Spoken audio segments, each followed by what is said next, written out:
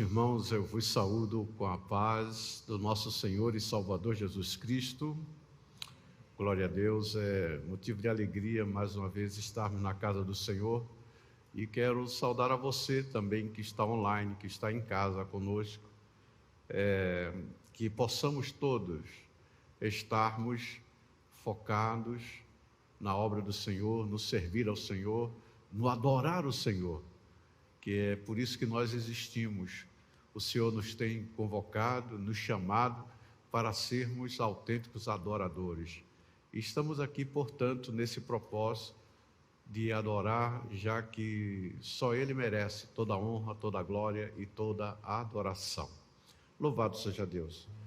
Nós vamos nesse instante dar início ao nosso culto.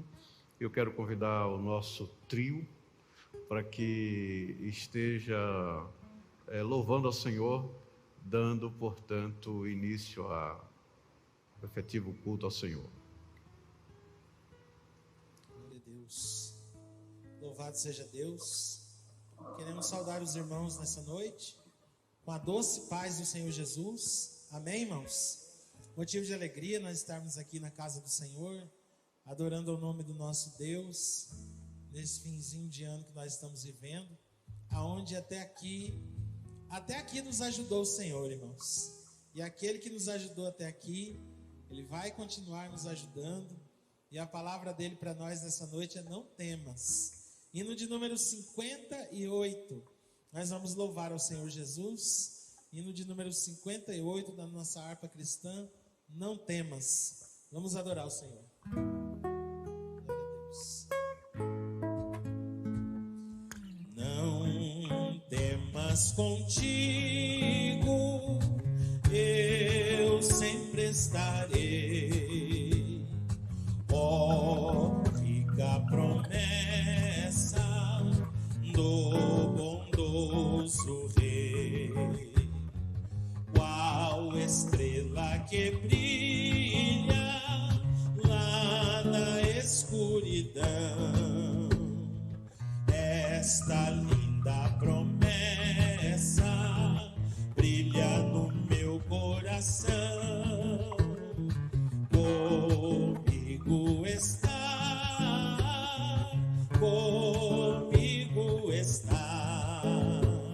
Sim, Jesus me promete, sempre comigo está. Comigo está. Comigo está. Sim, Jesus me promete, sempre comigo está. Os lírios mais alvos e nos murchos estão, os dias mais belos quão depressa vão. Cristo, lírio dos vales, nunca mudará. Cristo, a luz celeste, sempre comigo estará. Comigo está. Comigo está. Sim, Jesus me promete, sempre comigo está. Comigo está. Comigo está. Sim, Jesus me promete, sempre comigo está. E se pelas águas tiver de passar, seus braços eternos hão de me guardar. Sim, mesmo no fogo que vem me provar, meu Senhor me promete sempre comigo está. Comigo está. Comigo está. Sim, Jesus me promete, sempre comigo está. Comigo está. Comigo está. Sim, Jesus me promete, sempre comigo está. Aleluia! Glória a Deus, louvado seja Deus. Promessa gloriosa, né, irmãos? Sempre Ele vai estar conosco, independente do dia, da hora, das circunstâncias, do momento em que estivermos vivendo. O nosso Deus sempre estará conosco, louvado seja Deus. E no de número 125, nós vamos adorar o nome do Senhor. Quem dera hoje vir. O autor desse hino, quando ele estava escrevendo, ele estava bem saudoso dos céus, com vontade que Jesus voltasse, né, sentindo a presença de Deus. Um hino muito inspirado da nossa harpa cristã, e um hino que nos faz refletir, pastor Edivaldo, que nós devemos sempre estar prontos, que pode ser hoje, né? Quem dera hoje vir, pode ser hoje, pode ser daqui a pouco, pode ser amanhã, nós não sabemos, mas o nosso papel como igreja é estarmos sempre prontos, para que se for hoje ou agora, nós estivermos na posição que Ele nos encontre com as nossas lâmpadas acesas, amém, irmãos? E no de número 125, nós vamos louvar o Senhor Jesus. Glória a Deus. Vem outra vez nosso Salvador, quem dera hoje vir, para reinar com poder e amor. Quem dera hoje vir, já por sua esposa vem esta vez, que o espera em oração, fora do mundo de entremeios. Quem dera hoje vir. Glória, glória, gozo sem fim trará. Glória, glória, ao coroar o Rei. Glória, glória, nos arrebatará. Glória, glória, Cristo vem outra vez, terminará o poder do mal. Quem dera hoje ser, começará o prazer sem igual. Quem dera hoje ser, todos os mortos em Cristo serão arrebatados por seu Senhor, quando estas glórias aqui virão. Quem dera hoje ser. Glória, glória, gozo sem fim trará. Glória, glória, ao coroar o Rei. Glória, glória, nos arrebatará. Glória, glória, Cristo vem outra vez, em santidade nos deve achar.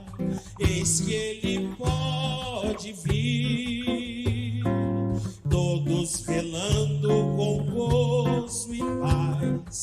Eis que Ele pode vir. Multiplicados sinais estão no Oriente, se vê o alvor. Breve os crentes subirão. Quem dera hoje vir. Glória, glória, gozo sem fim trará. Glória, glória, ao coroar o Rei. Glória, glória, nos arrebatará. Glória, glória, Cristo vem outra vez.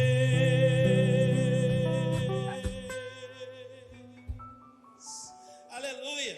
Louvado seja o nome do Senhor Jesus Cristo. Nós não combinamos, mas foi muito bom esse hino. Está dentro do que nós vamos falar no início aí da pregação, da palavra, aliás. Nossa irmã Ângela, pede oração por Cícero Maia Arruda. Ele está na UTI, ele fez uma operação, uma cirurgia ontem. E a nossa irmã Márcia Nantes, pede oração pelo seu filho Adolfo, que ele está nesse momento no centro cirúrgico para uma cirurgia de emergência. Eu falei com ela hoje, o Adolfo, ele está com o intestino, ele colou, né, é uma aderência, né? Ele fez uma cirurgia bariátrica e deu aderência, e ele está no momento para tirar isso aí. Meus queridos, vamos ficar de pé, ler um texto da palavra de Deus e estarmos também orando. Nós vamos ler o Evangelho segundo escreveu São João, o capítulo 3 e os primeiros 3 versículos. Evangelho de João, capítulo 3, versículo 1, o 2 e o 3.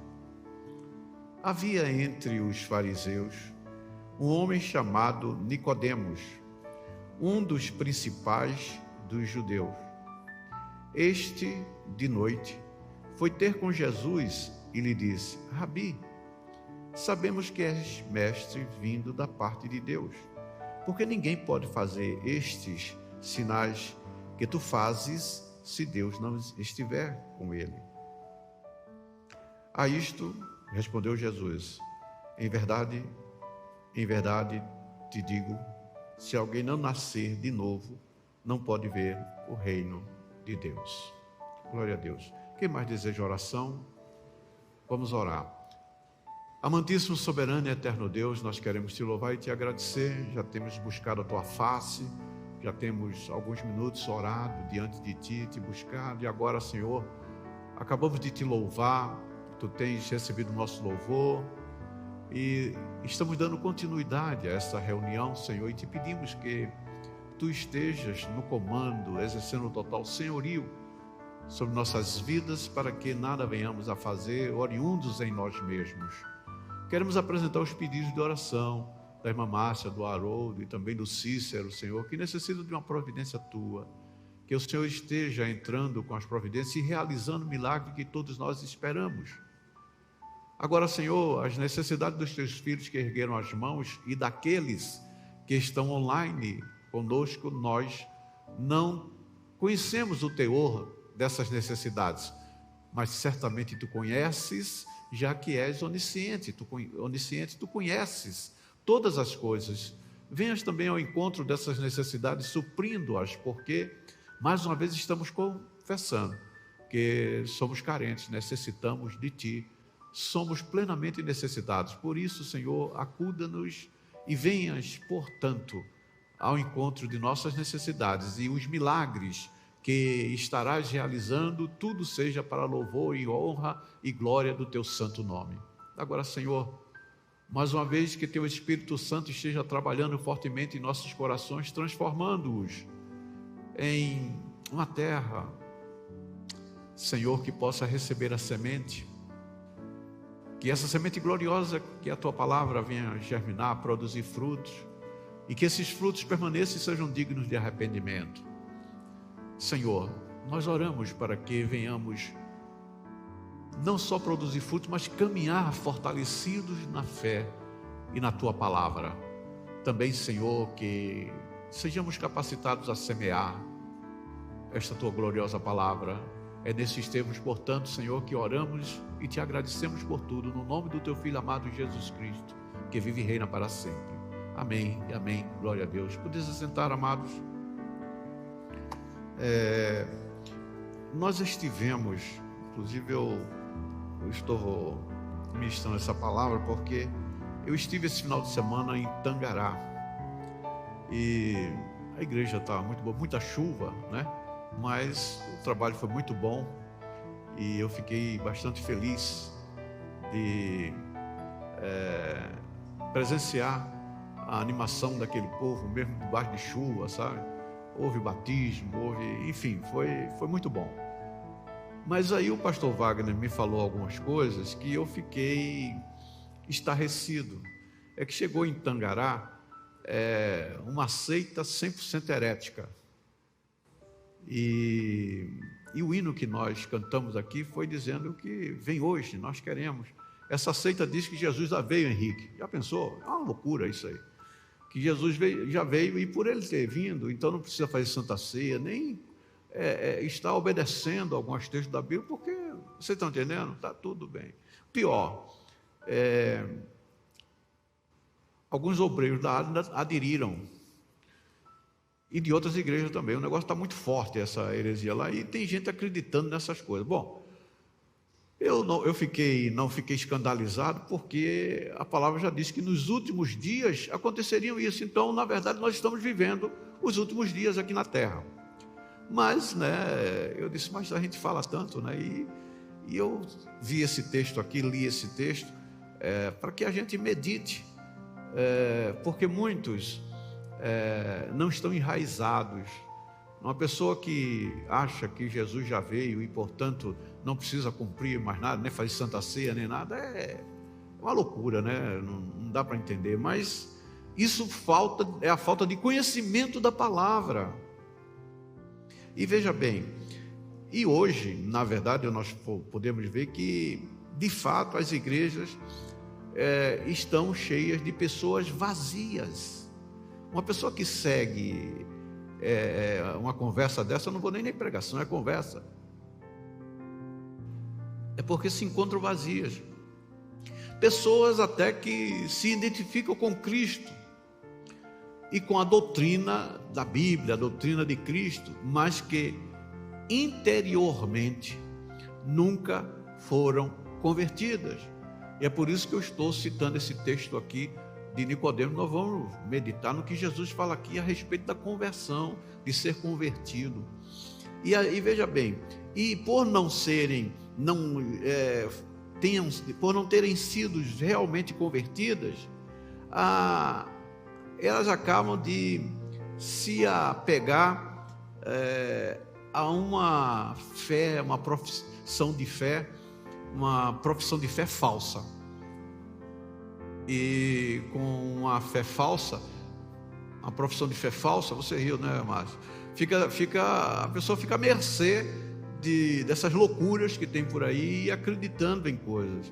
Então, veja bem, e para piorar a situação, o auto-engano, essas pessoas estão auto-enganadas, elas ainda são reforçadas por cristãos, porque se dizem cristãos, né?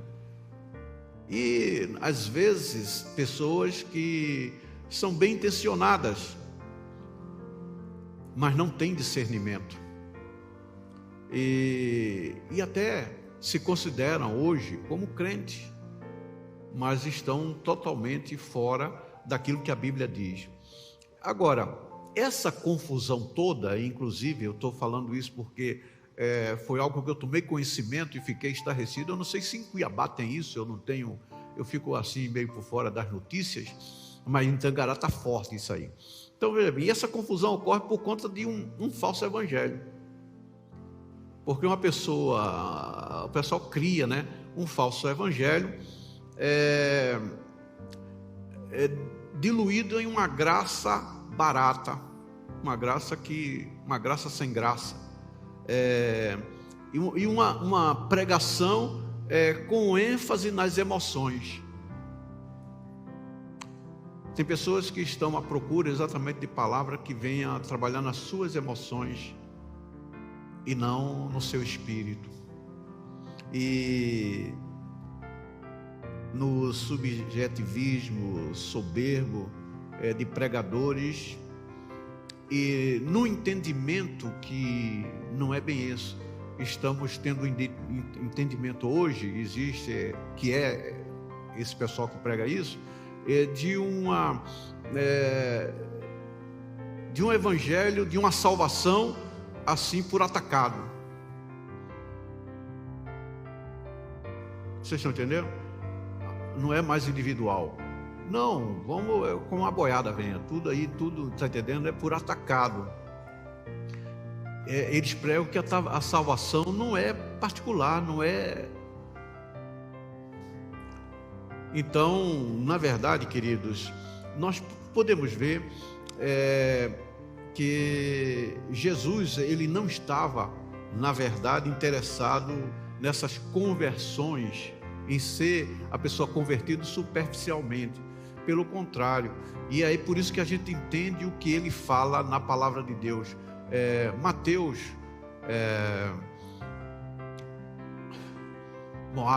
Mateus 7, 13 e 14. Jesus fala uma coisa que às vezes a gente não entende muito bem. Agora eu estou entendendo esse negócio da porta larga, que pode entrar, que todo mundo é salvo. E veja bem, Jesus já previne isso, que ele é Deus. Entrai pela porta estreita, porque larga é a porta, é espaçoso o caminho que conduz para a perdição, e são muitos que entram por ela. Porque estreita é a porta e apertado o caminho que conduz para a vida, e são poucos os que acertam com ela. Porque a porta é estreita, eu já tenho falado isso, que o genuíno evangelho do Senhor Jesus Cristo, ele não cabe muita gente, não cabe nem dois, só cabe um. É tão estreito, viu, irmão Isaías, que só dá para entrar um, é um por vez.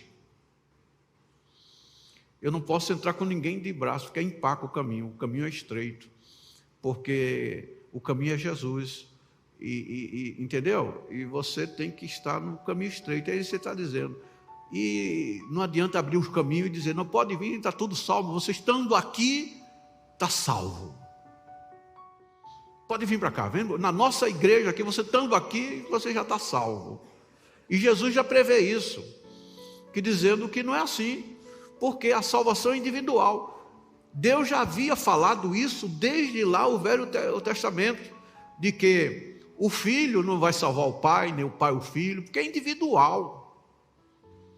Cada um dá conta de si mesmo a Deus. O pai não pode salvar o filho não pode salvar o pai, porque é individual. E Jesus está mostrando exatamente isso acontecendo. Quando ele me falou isso, dessa doutrina, eu disse, mas Jesus já falou isso. O problema é que o pessoal não lê Bíblia, não vê o que Jesus falou. Jesus já falou que vai ter um momento de um caminho de abrir a porta assim, pode ir, ó. Entrou, está salvo. Não, o caminho é estreito, e é tão estreito que não dá para passar eu, não é? E o meu ego. Por isso que o meu ego tem que estar crucificado, cabe eu e a cruz atrás, assim, entendeu? Eu tenho que me negar a mim mesmo, não dá para passar dois, o caminho é estreito realmente, e é individual. Jesus, ele advertiu repetidamente, Jesus sempre falou isso para os seus seguidores, acerca dessa fé, uma fé espúria, quando ele diz, nem todos que me diz Senhor, Senhor, entrará no reino dos céus, mas entrará no reino dos céus aquele que faz a vontade do meu Pai que está nos céus. É isso aí. Então, veja bem, o que é necessário para se ter uma vida autêntica e um relacionamento também real, autêntico com Deus? E aí a resposta é que eu entro agora no Nicodemos. É a resposta que Jesus dá a Nicodemos, que nós temos que entender, e a palavra nós temos que estar estudando, né? A resposta de Jesus a essa indagação é o que envolve exatamente. Vou mais uma vez repetir a pergunta. Então, o que é necessário para se ter uma vida realmente autêntica e um relacionamento autêntico, real com Deus? Essa é uma pergunta. A resposta foi a conversa de Jesus com Nicodemos. E é exatamente essa conversa. Para compreendermos essa conversa entre Jesus e Nicodemos, nós devemos começar com o texto que é no final do capítulo 2 do Evangelho de João, que são os versículos 23 a 25 do capítulo 2. Vamos ler que você vai entender. Estando ele em Jerusalém, durante a festa, estando ele Jesus, tá? Estando Jesus em Jerusalém durante a festa da Páscoa, muitos, vendo os sinais que Jesus fazia, creram no seu nome. É um fato. Mas o próprio Jesus não se confiava a eles. Ou seja, Jesus não acreditava, sabe? Quer dizer, eles diziam que criam, mas Jesus não. O próprio Jesus não, entendeu? Não acreditava, né? Não confiava neles. Por quê? Conhecia a todos. Jesus conhecia.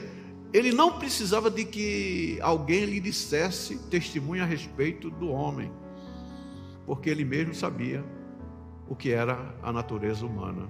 Então, muitos creram, mas Jesus não confiava na declaração que eles estavam crendo. E aí você entende por que que Nicodemos, devia também estar nesse meio, porque Nicodemos, ele vem a Jesus, e qual é o diálogo? Veja bem, ele diz aqui, ó, no versículo 2 do capítulo 3, a parte B: porque ninguém pode fazer estes sinais que tu fazes se Deus não estiver com ele. Então veja bem, nessa passagem aqui, nós verificamos, vou voltar um pouquinho para entendermos, que os milagres de Jesus atraíam a atenção das pessoas. E hoje não é diferente.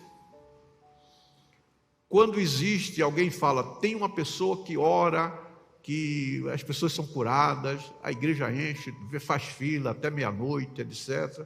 Porque muitos estão ainda atrás de sinais, querem ver sinais. Mesmo que não ocorra, mas as pessoas ficam ali, ó, atentas, porque quer ver sinal.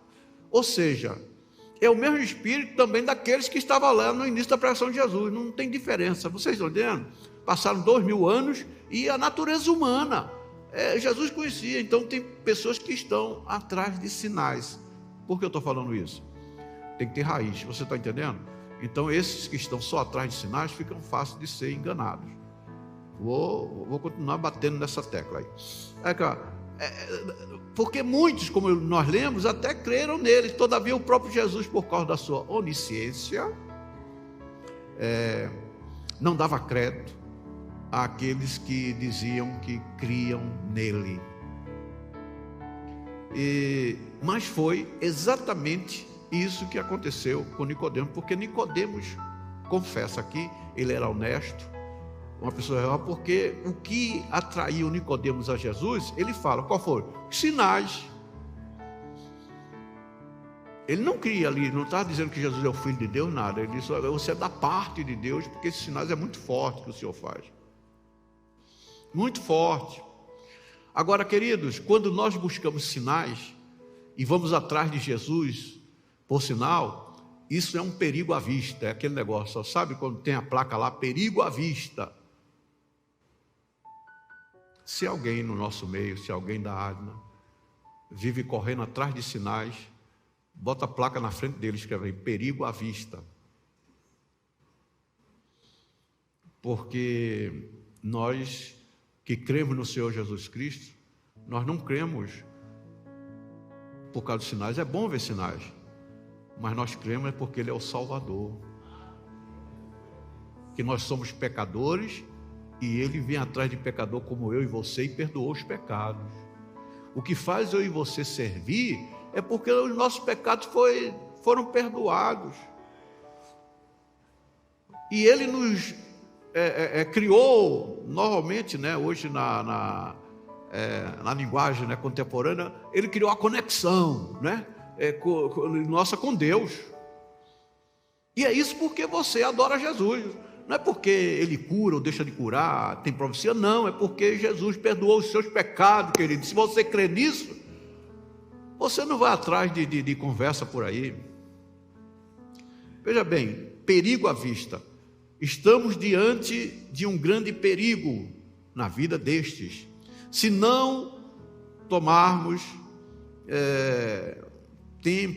com tempo ou em tempo as medidas necessárias, nós vamos sofrer muito, porque nós estamos vivendo tempos difíceis, tempos perigosos. O perigo, ele é mais ou menos visível. O perigo é mais ou menos visível, mas tem um detalhe: nem todos enxergam, Henrique. O perigo está aí à porta, você está vendo a realidade. Jesus já falou isso, que haveria, mas nem todos estão enxergando. O mal que nos ameaça decorre da superficialidade de nossa conversão e a nossa profissão de fé, ou seja, naquilo que verdadeiramente nós dizemos, confessamos que cremos. Nós precisamos ser verdadeiramente convertidos. Agora, por quê? A situação é bastante tênue, porque você falar de realidade, de algo que você não vê, e as pessoas vêm com fatos. E esses negam algumas coisas e de repente você vê milagres, vê algumas coisas, está entendendo? Mas quando eu citei que nem todos que dizem Senhor, né? Senhor não herdarão, Jesus também continua dizendo, porque muitos naquele dia em meu nome vão dizer, eu fiz milagres, etc. Aquela coisa toda que você já sabe que eu repeti isso muito tempo aqui. Está em Mateus 7, 21 em diante. E Jesus vai dizer, não conheço vocês. Não há comprometimento sério, nem duradouro em Cristo Jesus. Essas pessoas que estão de um lado para outro, é porque, assim, atrás de ver alguma coisa. Eu quero ir em tal lugar porque lá está acontecendo. Eu vou em tal lugar porque lá está acontecendo. Eu quero ver. Querido, você não é preciso ver, você tem que crer. O justo vive pela fé, nós temos que crer. Na verdade, queridos, nós temos que observar o seguinte, os frutos. E o fruto não adianta se dizer que crê, se falar, mas que você não vê mudança de vida. A questão toda é mudança de vida. Podemos dizer que até queremos os ensinamentos do Senhor Jesus Cristo. Tudo bem, eu aceito, viu, Henrique? Os ensinamentos do Senhor é muito bom. Eu vou às terças-feiras, eu vou lá para o ensinamento, desde que o pastor não venha atrapalhar a minha vida pessoal. E quando eu digo a vida pessoal, é vida de pecado. Ou seja, se eu estou achando que a mensagem da palavra está atrapalhando minha vida, então minha vida não está em Deus. E veja bem, não existe evangelho que concilie o que eu desejo, o que eu quero. Não tem como o evangelho conciliar a minha vontade com a vontade de Deus. Porque o evangelho do Senhor Jesus Cristo, ele vai sempre nos confrontar. O evangelho, Jesus veio para confrontar. É um confronto. Existe um confronto. É confronto mesmo. Por isso que Jesus disse o caminho estreito, porque você tem que negar-se a si mesmo. Não tem como eu conciliar aquilo que eu quero, aquilo que eu desejo, aquilo que eu quero fazer, com a vontade de Deus, com o Evangelho de Jesus. São antagônicos, não adianta. Ou eu cedo, ou eu creio e mudo de vida, ou o Evangelho que atrapalha a nossa vida, você já está, na verdade não tem mais a placa, você já entrou no perigo. Agora, realmente nós somos uma multidão de eufóricos, né? O ser humano, a natureza humana é assim, eufórico. Nós estamos inclusive, hoje, essa é a filosofia, nós queremos o seguinte, ter seguidores, nós queremos gente, crescimento numérico, eu quero que, só se fala isso, eu tenho tantos mil seguidores, só fala isso. Nós estamos hoje muito eufóricos, querendo exatamente o número, e isso faz com que, irmão Isaías, nós deixemos de nos preocupar com o crescimento nosso espiritual, porque nós queremos hoje, a moda é você ter gente, ter seguidor. Então você acha que por aquilo que você fala e as pessoas te seguem, isso está resolvendo. Não. Mas hoje é a mania, é o que se quer. Falar alguma coisa que as pessoas, eu concordo com você, está comigo, estou junto, estamos juntos. Hoje é essa palavra. E queridos, quando você prega o genuíno evangelho,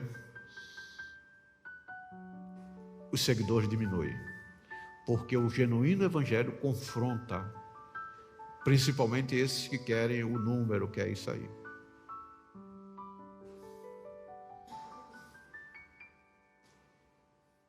Somos uma multidão em festa, nós queremos cantar. Vamos falar aqui da igreja, né? É bom cantar, dançar, tal, que estamos em festa, cantando, eufórico, pelos sinais de maravilhas. Todavia nós queremos tirar frutos bons de árvore má. Não tem como. A Bíblia diz que não tem como tirar fruto bom de uma árvore má, porque é pelo fruto que se conhece a árvore. Então tem muita gente seguindo a pessoas que todo mundo conhece a vida. Diz que a pessoa, desculpe a palavra, né? Que o pessoal como fala de tranqueira, não sei o que, não está entendendo? Não, mas ele é assim, mas Deus usa. Eu vou lá. Mas ele faz isso, não, mas mesmo assim ele faz tudo isso, é verdade, mas Deus usa.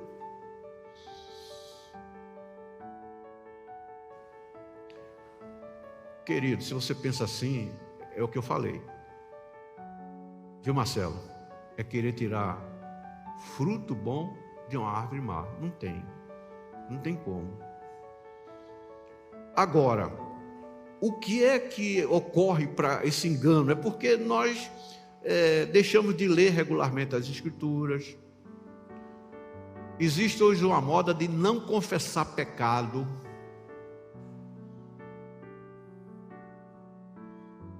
Peca e não precisa confessar. O negócio de confessar é do passado. Nós vivemos agora num novo tempo. Essa graça maravilhosa. A graça é graça, mas a graça é para aquele que chega diante de Deus e diz: eu sou pecador.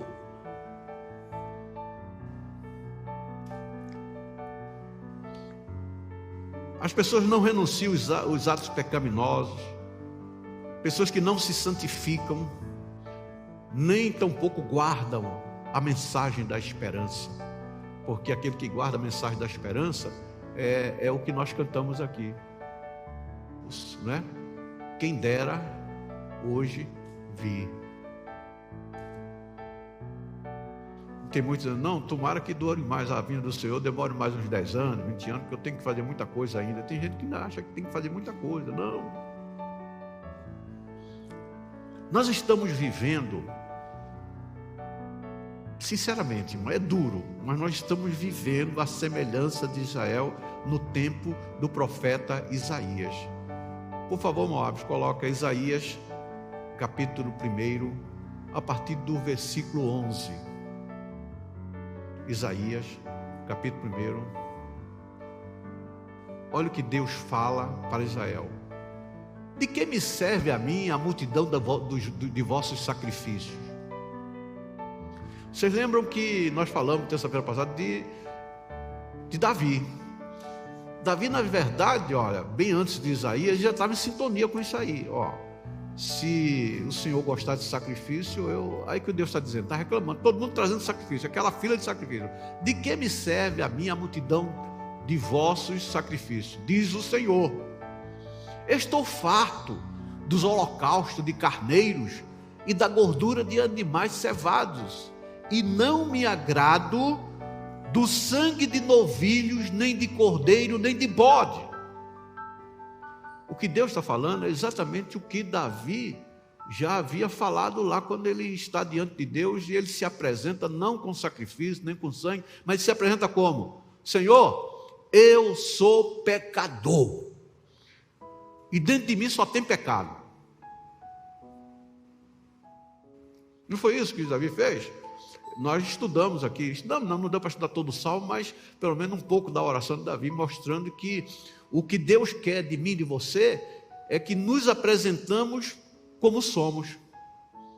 Não tem como você diante de Deus, eu estar diante de Deus e vestir uma capa querendo mostrar para Deus o que as pessoas me veem. Eu quero que as pessoas me vejam de terno, gravata. O pastor está, olha aí, o púlpito com terno e gravata. Deus não quer ver meu terno, minha gravata. Deus quer ver exatamente como eu sou lá dentro. E eu tenho que dizer para Ele, Senhor, eu sou assim. Continuando. Quando vindes para comparecer perante mim, quem vos requereu o só pisardes os meus átrios? Ou seja, você lembra? Pisou no átrio, só pisar no átrio estava resolvido. Os sacerdotes falavam isso. Você vê aqui no átrio, apresenta o sacrifício, tá? Não continueis a trazer ofertas vãs. O incenso que vocês oferecem, eu estou parafraseando, eu estou amplificando, é para mim abominação. E também as festas de lua nova, os sábados dedicados a mim, e a convocação das congregações. Não posso suportar iniquidade associada ao ajuntamento solene. Continue.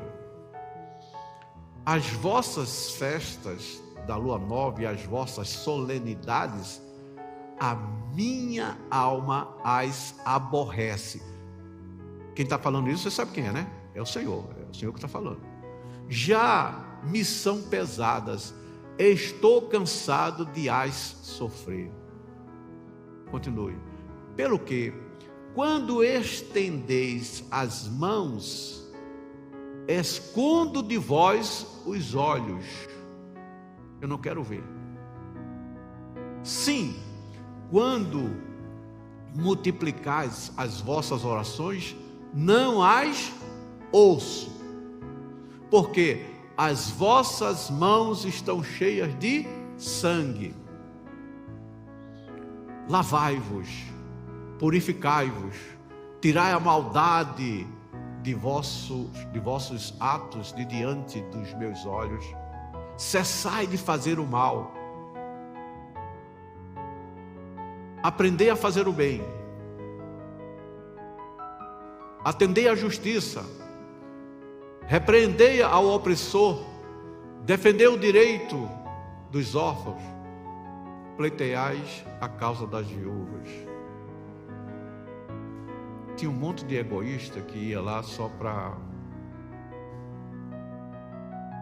Vocês estão entendendo? E hoje nós queremos fazer essa coisa toda, louvar, pular, fazer aquela coisa toda e achando que Deus está... Vamos continuar. O problema do nosso, vou falar uma coisa aqui que talvez você vai se espantar, mas eu vou criar essa forma de falar, mas eu não estou saindo do texto não, porque Jesus falou em negócio de nascimento, né? Falou que tem que nascer de novo. O problema e o perigo é que muita gente o parto está pela metade. O parto pela metade. Começou a nascer e parou. Tem muita gente servindo a Deus, mas o parto não foi concluído, está pela metade. Começou a nascer de novo e não acabou. Fomos atraídos para o Evangelho, mas não aceitamos o Evangelho por inteiro. Estou falando do parto aí que está pela metade, porque se aceita o convite de Jesus, é muito bom, mas não assumimos nem aceitamos o Evangelho por inteiro. Então, parta. O problema também é que nós estamos hoje vivendo o Evangelho que busca ao Senhor por causa do pão. Estão todos na igreja orando por causa do pão que perece. E não estamos orando e buscando ao Senhor pelo pão da vida, que é o próprio Senhor Jesus. As nossas orações, 99%, é exatamente pedindo, é o dinheiro, é a bênção, é o pão que perece. Se for riqueza, fica aí, ninguém leva para a eternidade. Tudo, e nós gastamos todo o tempo e esquecemos de estar orando pelo eterno.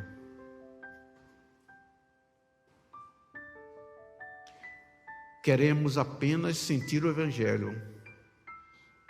É muito bom o gozo, a alegria de estar na igreja, o louvor e tal.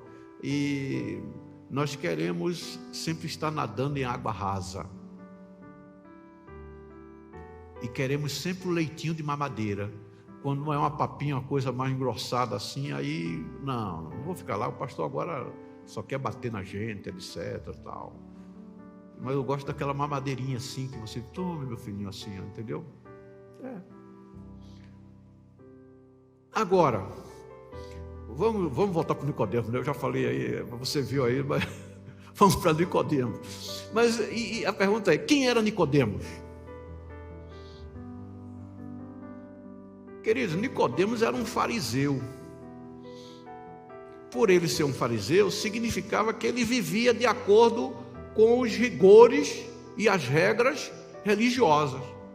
Porque o fariseu era nato, isso aí, ele só era fariseu porque ele vivia, vou repetir, de acordo com as rigorosas regras da lei. Todo fariseu, senão ele não era fariseu. E como fariseu, ele era apaixonado, para não dizer fanático, pela lei e pela religião. Esse é Nicodemo. Nós temos que entender que era Nicodemo, porque a Bíblia diz, né? Aqui, ó. Havia entre os fariseus, vamos lá no versículo 1 para ninguém, é isso aí, obrigado. Havia entre os fariseus um homem chamado Nicodemos, um dos principais do judeu, não era um fariseu meia boca, não. Nicodemos não era um fariseu meia boca, ele era um dos principais. Nicodemos, ele tinha realmente uma credencial fantástica, as melhores credenciais, ó. Ele era membro do Sinédrio. O que era o Sinédrio? O mais alto tribunal eclesiástico e civil de Israel. Era nesse Sinédrio que as pessoas eram julgadas, inocentadas ou condenadas, e podiam ser condenadas à morte. O Sinédrio era exatamente o Supremo nosso aí, então.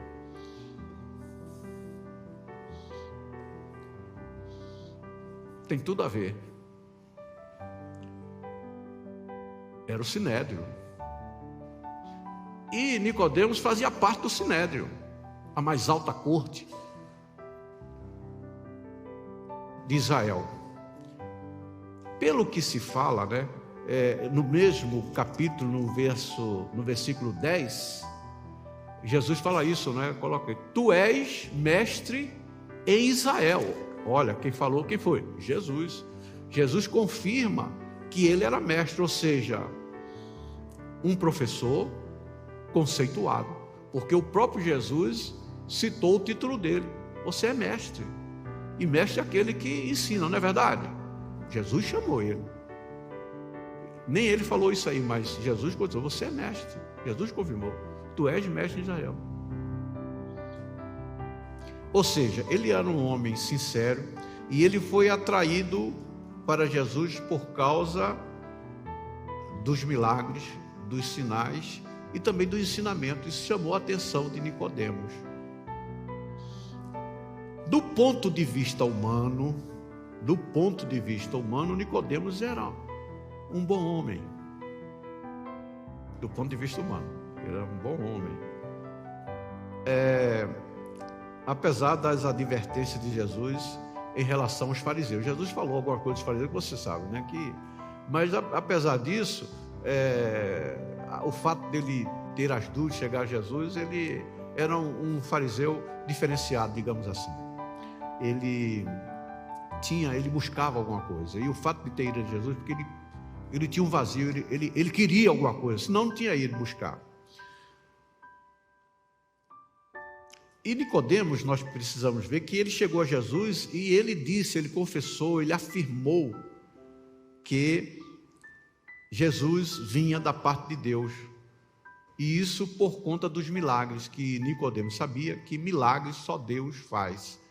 E analisando, ele era um homem sábio, estudioso, ele analisou que só Deus poderia estar usando Jesus para que esses milagres ocorressem. Ou seja, essa ida de Nicodemos, ele estava validando Jesus pelos sinais e expressando a sua admiração por esse motivo. Enquanto que a maioria do sinédrio, dos sacerdotes, eles criticavam, não queria Jesus, Nicodemos via, e você vê que ele era um judeu diferente, porque Nicodemos conseguiu enxergar aquilo que os sacerdotes não via, ninguém via, porque eram todos invejosos. Mas ele via que havia algo de Deus em Jesus, amém? E ele fala isso, ele confessa isso.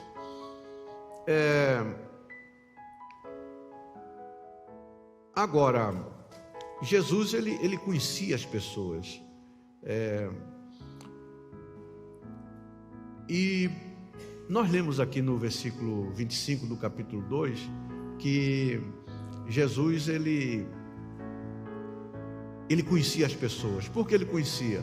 Porque Jesus sabia, como ele era Deus onisciente, que aquelas pessoas que estavam naquele momento lá, dizendo que cria, etc., Jesus sabia e que estavam mais tarde, depois de algum tempo, aquele mesmo pessoal ali, muitos, não digo todos, mas muitos que estavam lá, estariam gritando mais tarde: crucifica-o, crucifica. Agora me diga uma coisa, está diferente hoje? Muitos que aceitam Jesus e apostatam da fé. Temos alguma diferença dessa turba que vive aí apostatando da fé e às vezes está na igreja glorificando a Deus, cantando? Agora, Nicodemos era esse homem, tá? Como fariseu que cria. Agora, eu preciso ir falando e contextualizando conosco. Quantas vezes nós agimos como Nicodemos? E muitas vezes até como a turba lá que glorificar Jesus. Ou seja, quantas vezes nós não possuímos uma fé rasa, baseada em motivações pífias. As nossas motivações não são genuínas.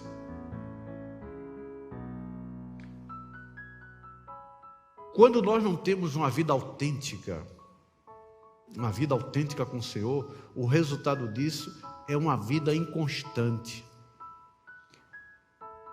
E Jesus mostra isso, quando ele fala do semeador, que semeou a semente, e uma caiu sobre a pedra. E a semente que caiu sobre a pedra, ele diz que quando vem as provações, rapidamente se desviam. Lucas 8,13 está mostrando lá, Jesus explicando.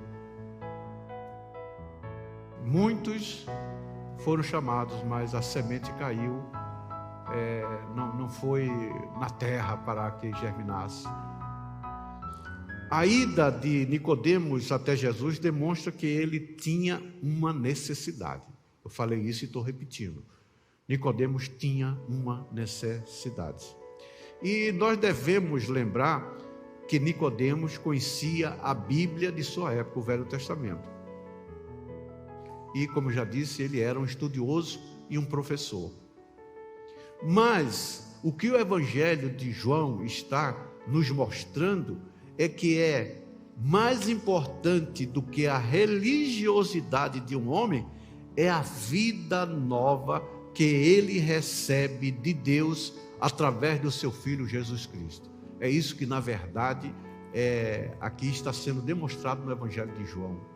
Nicodemos possuía um vazio interior que nenhuma competência, nenhum estudo, nem o grau de intelectualidade dele, as práticas ritualísticas ou a sua erudição poderia preencher. Por isso que ele procurou Jesus e ele arriscou-se, porque ele, se soubesse, ele ia ser condenado. E ele teve com Jesus à noite.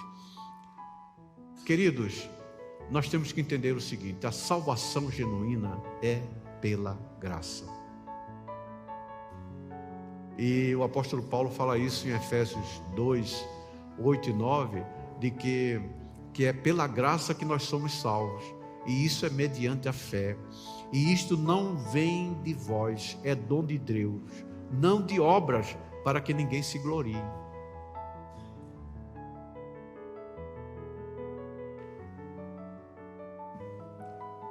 Se nós nos orgulharmos de algo, orgulharmos de sermos crentes, de sermos fiéis, de sermos bons crentes, tem pessoas que se acham, eu sou bom crente porque eu não sou como fulano, etc. Se nós nos orgulharmos de algo, nossa salvação não vem de Deus, estaremos vivendo uma experiência falsa. Opa, aí foi forte.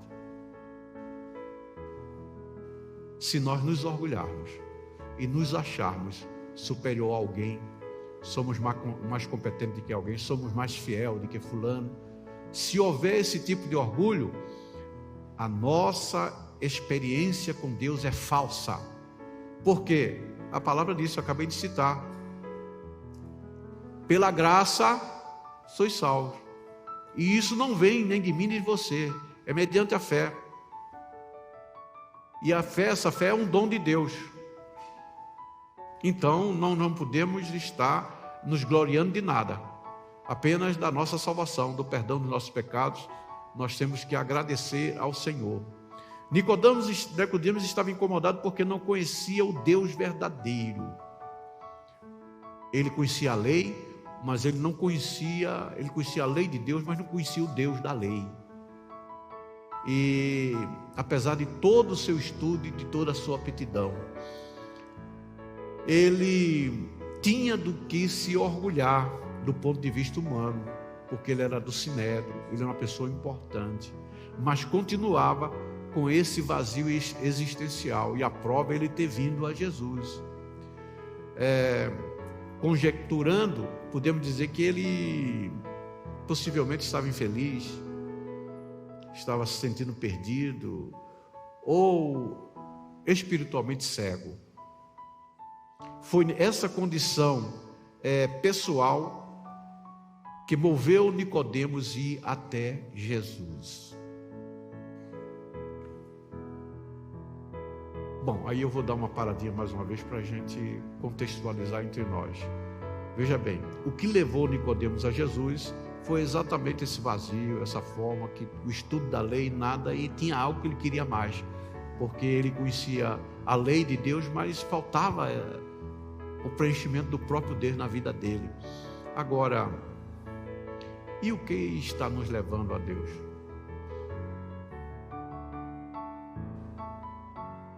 Uma pergunta que você não precisa responder. O que levou Nicodemos foi o vazio existencial dele. E nós? O que de fato está nos levando a Deus? Será que é o fato de que é bom possuir uma religião? Porque eu já vi muita gente falar isso na igreja, dizer, não, eu tenho minha religião. E o evangelho não é religião. A primeira coisa que nós temos que entender é que o evangelho não é uma religião. Toda religião é baseada em filosofia, Henrique, em regras. Por isso que Nicodemos estava estudando as regras da lei, mas era letra. Ele estudava uma obediência que ele não conseguia. O que eu acho questionável, até o que estava questionando por dentro Nicodemos, é porque ele sabia o que a lei mandava fazer e ele não cumpria. Ele era um homem sincero. Agora, o que está nos levando a Deus? É o desejo de ser religioso? Pode descartar isso. O evangelho do Senhor Jesus Cristo não é religião. Será que é o fato de que a ética bíblica ser moralmente correta?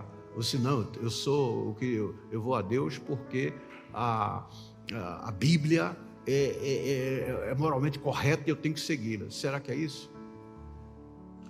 Será que também é o fato de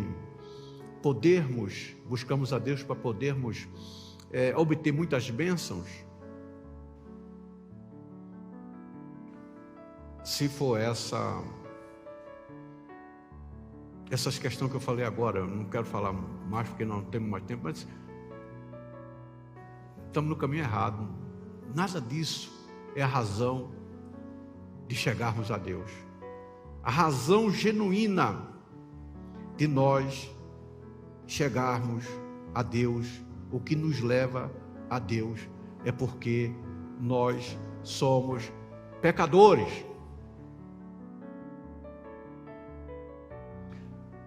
O que deve ser a principal razão de nós chegarmos a Deus, Henrique, é porque somos pecadores. Não é para receber bênção, não é para estudar a palavra, não. É que, lembra que falamos, eu estou contextualizando quando que falamos nas terças-feiras passadas. Somos pecadores. E eu preciso de Deus. Você precisa de Deus, Mauro? Porque é pecador. E por ser pecador, só Ele pode resolver o problema. Problema financeiro, você pode trabalhar, né? Trabalha muito e pode adquirir. Quantos no mundo não estão adquirindo dinheiro, casa boa?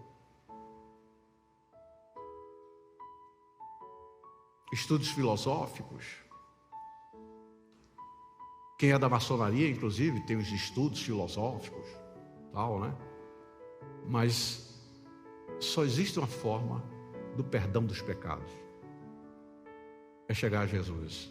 Porque não existe nada neste mundo que possa nos perdoar, e nem nós mesmos podemos nos perdoar. O único que pode perdoar pecado é o Senhor. E é por isso que nós precisamos de Deus, porque o perdão dos pecados faz com que haja o relacionamento nosso com Deus.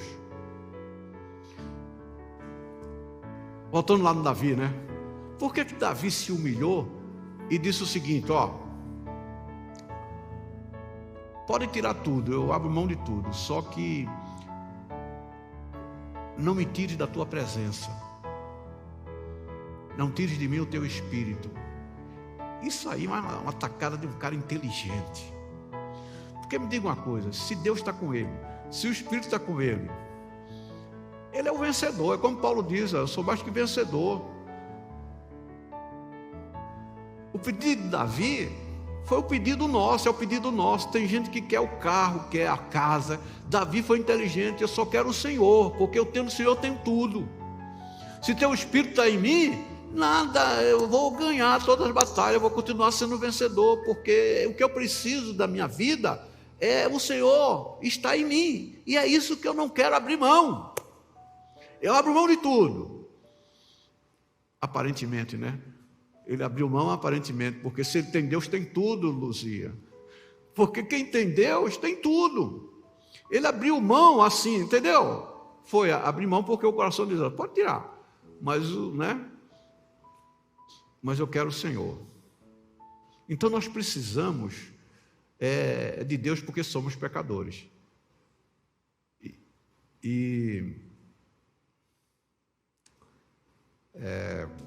O perdão dos pecados nos traz o relacionamento com Deus. Jesus, ele falou isso que eu estou falando para os fariseus. Marcos, capítulo 2, versículos 16 e 17. Jesus fala isso para os fariseus. Os escribas dos fariseus, vendo Jesus, isso aí Jesus, comer em companhia dos pecadores e publicanos, perguntavam aos discípulos dele, por que come e bebe ele com os publicanos e pecadores?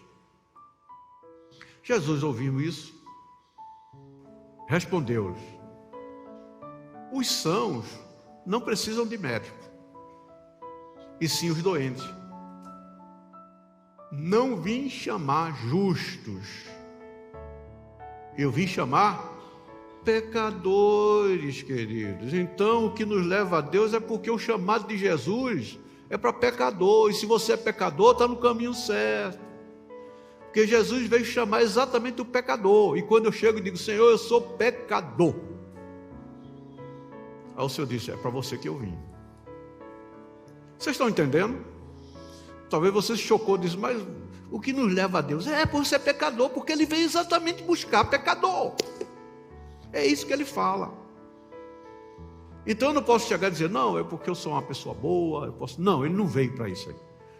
Não vem se justificar. Voltando Davi, na oração dele, tentou se justificar? Não. Normalmente nós iríamos fazer isso. Mas Senhor, lembra-te do que eu já fiz, que eu já preguei. Tem muita gente fazendo isso, peca, entendeu? Peca, e aí vai lembrar, entendeu? Jesus, lembra do que eu já fiz. E esquece lá que em Ezequiel 18, a partir do versículo 20,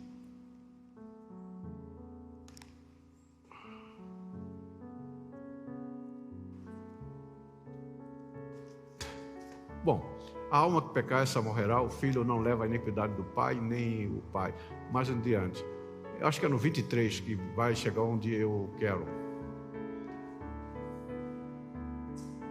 Acaso tenho eu prazer na morte do perverso, diz o Senhor Deus? Não, desejo eu, antes que ele se converta dos seus caminhos e viva. 24. Mas,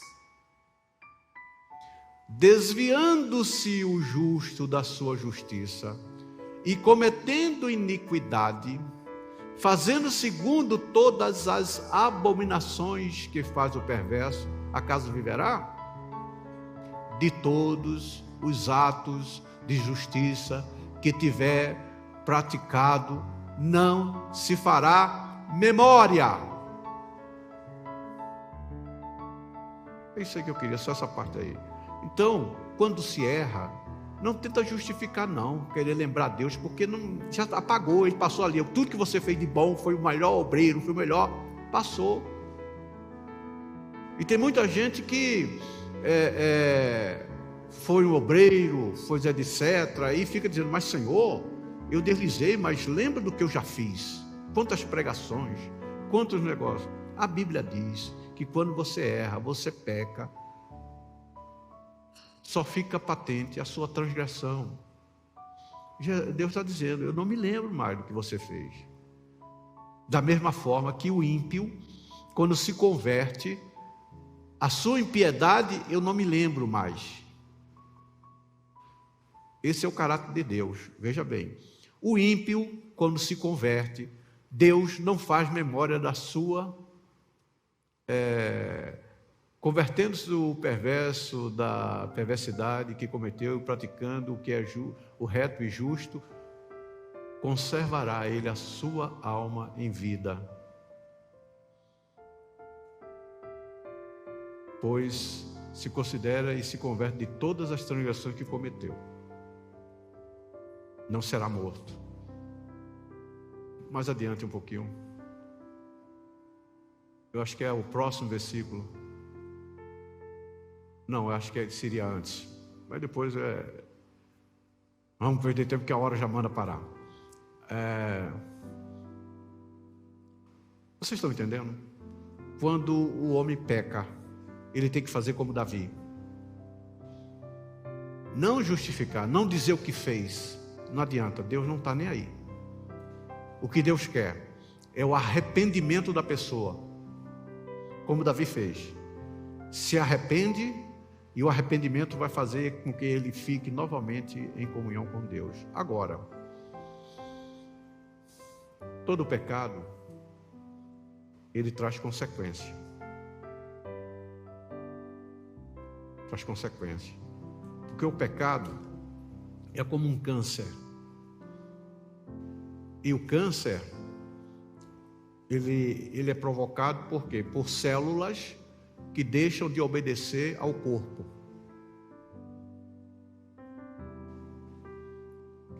O que é o câncer? São células que se tornam independentes, não querem obedecer mais o comando do corpo. Aí forma o câncer, não obedece mais o corpo. O pecado é quando você deixa de obedecer a Deus.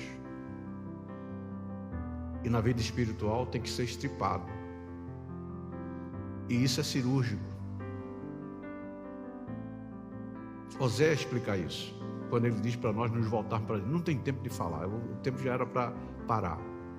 Mas eu estou dando uma explicação, informando de que não adianta nós nos justificarmos diante de Deus, porque o que nos justifica é o arrependimento e o pedido de perdão. Aí Jesus nos justifica através do poder do seu sangue. Agora eu quero dizer o seguinte forte, eu vou parar por aqui.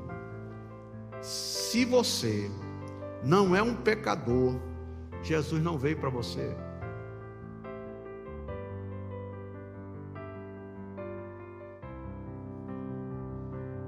Porque ele falou isso, não falou? Eu não vim chamar justos, sim pecadores. Então, se você não é pecador,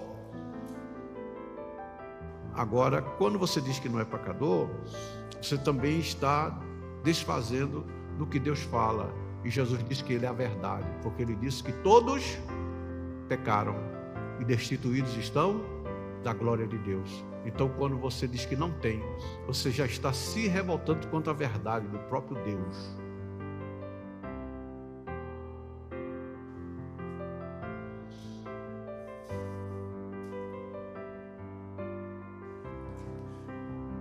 Vou terminar.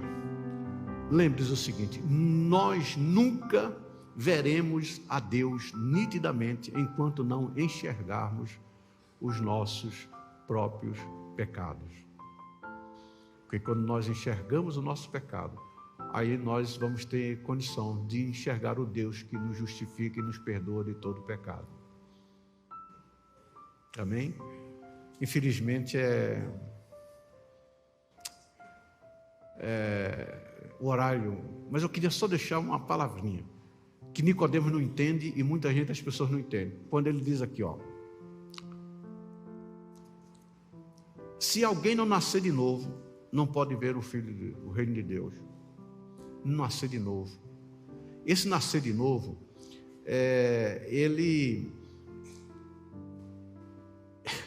Nicodemos não entendeu. E eu não sei como um homem tão intelectualmente não entendeu, porque a palavra que Jesus disse aqui significa não nascer do alto. e ele não prestou atenção. E entendeu que o nascimento, porque Jesus criou uma metáfora, não é metáfora não, uma realidade, não é metáfora não, desculpa, vou tirar esse termo. Uma realidade que todo mundo entende, que é o nascer. Só que ele falou, não é nascer biologicamente, é nascer do alto. O texto original mostra que é nascer do alto, do alto.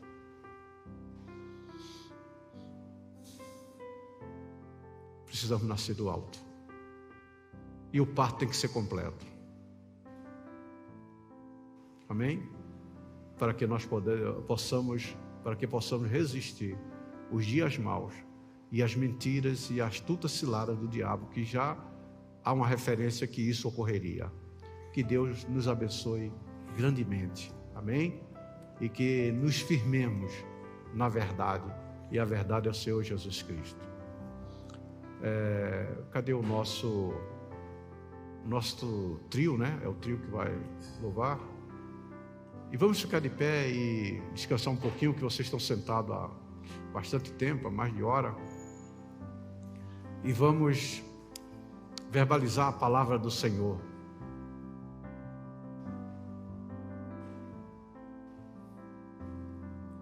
Juntos.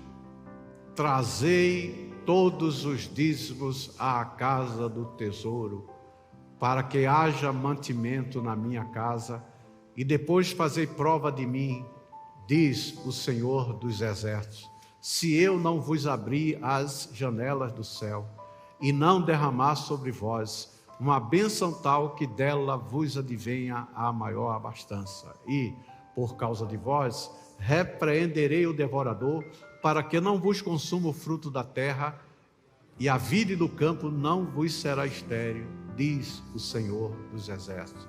O que semeia pouco, pouco também ceifará. E o que semeia em abundância também ceifará. E Deus é poderoso para tornar abundante em vós toda graça, a fim de que, tendo sempre em tudo toda suficiência, superabundez em toda boa obra. Glória a Deus. Marcelo, confirma aí a bênção do Senhor. Pai, no nome de Jesus, os teus filhos estão vindo ao teu altar, trazendo seu dízimo, sua oferta. E, Senhor, que essa palavra que é tua se cumpra na vida de todos, porque a tua palavra não volta vazia. E nós cremos verdadeiramente que todos serão agraciados por ti no cumprimento das suas vidas dessa palavra. Não só aqueles que estão aqui presencialmente, mas os que estão online, aqueles que estão realizando suas transferências bancárias, enfim, todos que estão semeando no teu reino. Que essa palavra se cumpra para a glória e honra do teu santo e bendito nome. Assim que oramos no nome de Jesus.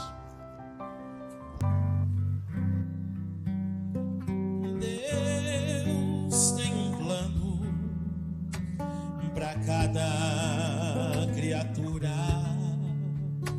Aos astros ele dá o céu,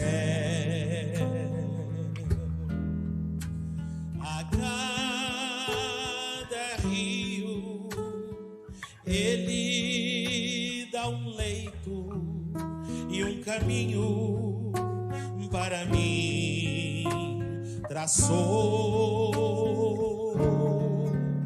A minha vida eu entrego a Deus, pois o seu filho entregou por mim. Não importa onde eu for, seguirei meu Senhor.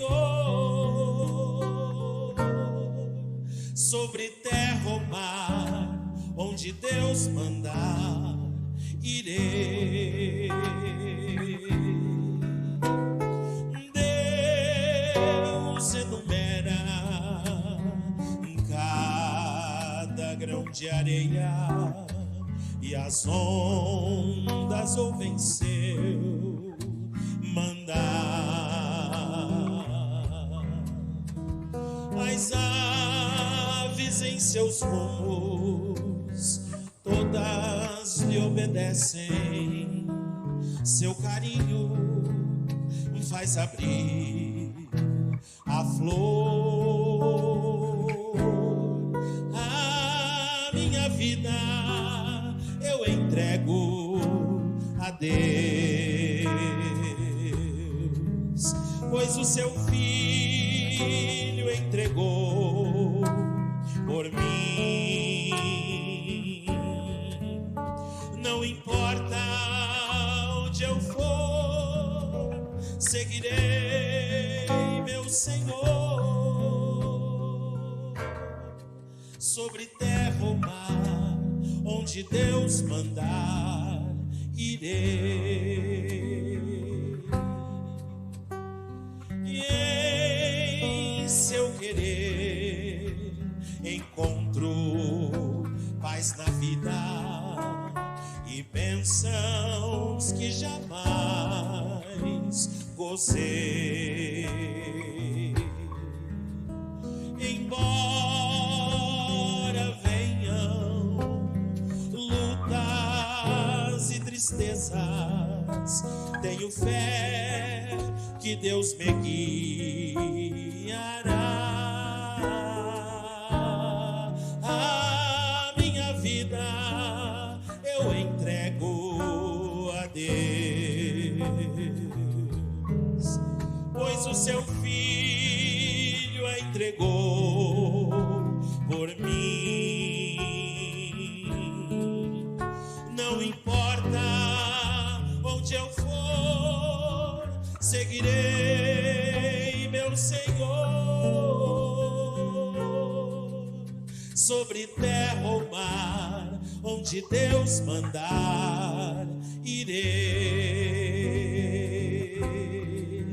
Sobre terra ou mar, onde Deus mandar,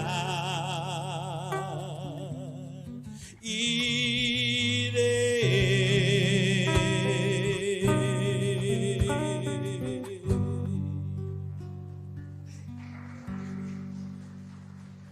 Muito bom.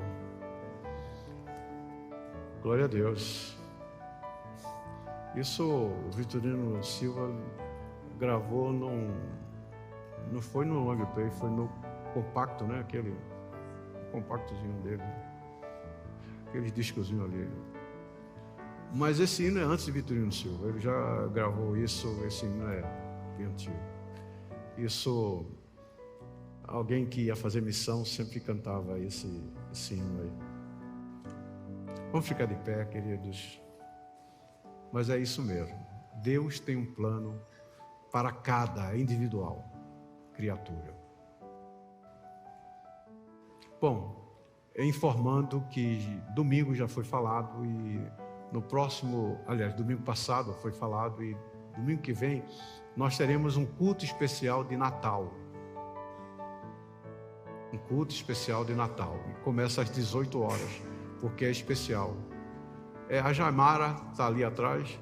Ainda tem ingresso? Olha, tem pouquinho, mas ainda tem ingresso para a virada. Procura a Jamara ali e já está terminando lá. Amém? Então, domingo, o culto será às 18 horas, porque é um culto especial de Natal. Amém? Coincidiu que o 25 é o Natal, então vamos fazer um culto especial. Amém? E estaremos trazendo a palavra do significado verdadeiro do Natal, o que é o Natal. Pai, no nome de Jesus, queremos te louvar e te agradecer pelo culto que tivemos, pelos teus filhos que estão aqui presentes, que o Senhor esteja guardando, protegendo, continue dando uma semana de vitória, uma semana de bênção a cada um, e que, Senhor, nós possamos estar dentro dessa celebração de agradecimento por tu teres vindo ao mundo, Jesus. Mesmo que a data pode não ser essa, mas não importa, é que nós estamos celebrando a tua vinda à terra. E graças à tua vinda é que nós podemos ter os nossos pecados perdoados, porque tu deste a tua vida para que realmente nós possamos ter vida e vida eterna com Deus. Agora, Senhor, abençoamos a todos, leve em segurança e continue guardando aqueles que estão nos seus lares. É assim que oramos no nome de Jesus. E que a graça do nosso Senhor e Salvador Jesus Cristo, o amor do nosso Deus e Pai, a comunhão e as consolações do Santo Espírito de Deus, seja sobre todos nós, agora e para sempre. Todos digam amém. Projeto especial para abençoar vidas. E a vitória nossa pelo sangue de Jesus. Vitória, poder e glória. Maranata. Que Deus abençoe a todos.